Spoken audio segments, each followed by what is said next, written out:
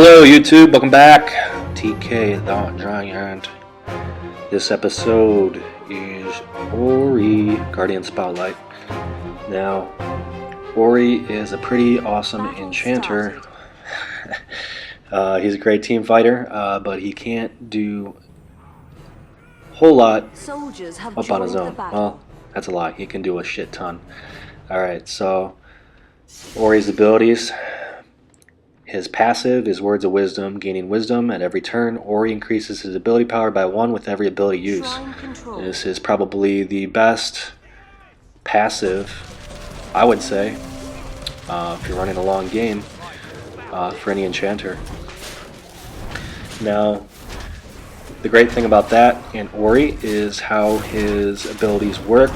When you use his A ability as it is written, and then you use another ability, any of his other three, automatically his as it's written resets, and you can use it again. Then use another ability, then it resets, and you can use it again. So it's really great. If you think about that, you use that with his passive. You just start spamming abilities in the beginning of the game. You can really stack up your ability power, and that's a really great way to play Ori and how you probably should play him. So do it. Now, as it is written, Ori enters the names of enemies within close range into his tome, marking them as targets for his abilities and causing 8 up into 26 ability damage per second over 10 seconds, which is really awesome. When you have a ton of ability power late game, 10 seconds, that bleed out is huge. If Ori uses another ability, like I was saying earlier, against an enemy marked as it was written, the cooldown for as it is written is immediately reset. So that's what I was talking about there. This ability gains a large benefit from increased ability power. Yeah, it does. Try to run as much ability power as I can with Ori, but I also do penetration. That's really important. I would never just go straight ability power. Always do some penetration, and I'll talk about my loadout a little bit later. Now this is important. The first ability I actually level up first is Last Word, and that's because I want that ability to be maxed out as soon as possible, because it does a ton of damage, especially early game and with the belt I'm running. So with this loadout I have, I always recommend doing Last Word first. So Last Word, it's his X ability, and for telling the doom of his enemies, Ori causes 42 up into 144 ability damage to all enemies within close range. If enemies are marked by the as it is written ability, then the ability damage dealt increases to 62 up into 224, and the mark is depleted. And this ability gains a large benefit from increased ability power. I should also mention, yeah, I kind of forgot, it said depleted, the mark. When you mark somebody with your A, as it is written, use another ability resets your mark, that as it is written, the bleed out. So use another ability on a guardian that you have marked, and you'll notice there's no more bleed out. So that is also important to remember. And you also want to pay attention to who's bleeding out, because then you know what extra damage or what other ability will be done to that guardian. Because everybody who is marked, there's a little bit bonus, or your ability does something a little bit different to that guardian. So you got to pay attention to that, because enemies do, run towards you, run away. So you have to kind of watch out for that. So leveling Last Word up first is always my priority, no matter what. And like I said, it's because I want that as high level as I can early on. Because what I'm going to do is I always go in with my A ability first, and then my X as soon as I can, because it'll just take a chunk out of their health, and then I use my A ability again and they start bleeding out, and it's really useful early game. And with my loadout, I'm going to get a big boost of AP, and I do have AP potions, so it's going to do a huge amount of damage. Okay, then the second ability that I already talked about, which is it is written, which marks, I level that one second. It's a great bleed out, does a lot of damage. And then the next ability I would level is when I get to level 5, I like to do Dirge of Durin. Lifting the Voice is a song, or he weaves Tale of Dwarven Might, dealing 72 up into 141 ability per second to all within close range. If affected enemies are marked with As It Is Written ability, then the mark is depleted, and instead of stunned, preventing them taking any actions for the duration of Dirge. This ability gains a large benefit from increased ability power. So this is kind of where it's important to know who's marked when the enemy is, considering what your plan is. If you want to do damage, or you want to route them for other teammates to do damage, or you want to route them into the tower. Dirge of Durin, when you hit a marked player, it's going to route them. When you hit them and they're not marked, it's going to do a lot of damage. It does damage just like your last word, except that it does multiple hits if they're still within the area. Very strong ability.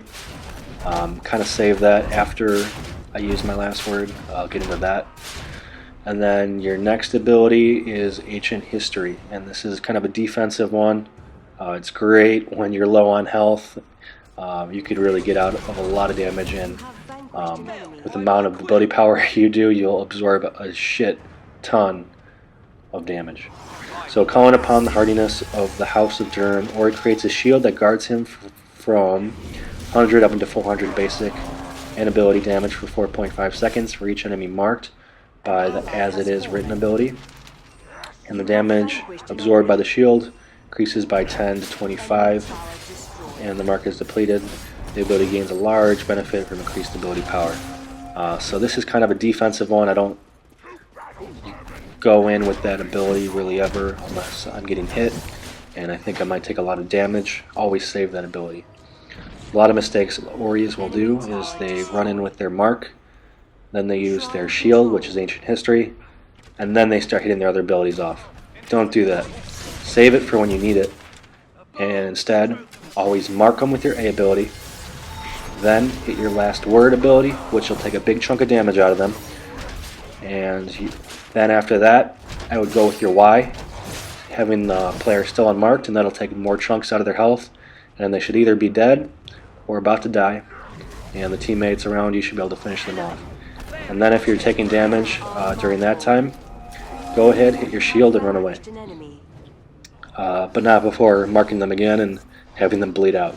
One of the most ways you kill somebody as Ori is just to bleed out, because 10 seconds is a really long time, and when they have low health, they're going to bleed out. Especially for the amount of damage you'll be doing with the amount of ability power you have. Your As It Is Written, your mark ability will do a lot of damage. So that's his abilities. Now, the loadout I'm running is Seed of Seeing first, and then Western Ease. So for Seed of Seeing, for every sapphire in your belt, you get plus 14 ability power, and that activates at level 4. So it activates pretty quick. That's why I level up my last word first, because I want that huge boost in ability power to be as effective as possible I can when I have my last word leveled up as high as I can. That's when you're going to do the most damage as Ori, especially early game. I don't use any of my potions, so I'm level 4. I really wait. I'm patient for it, because popping another 100 ability power is huge at level 4.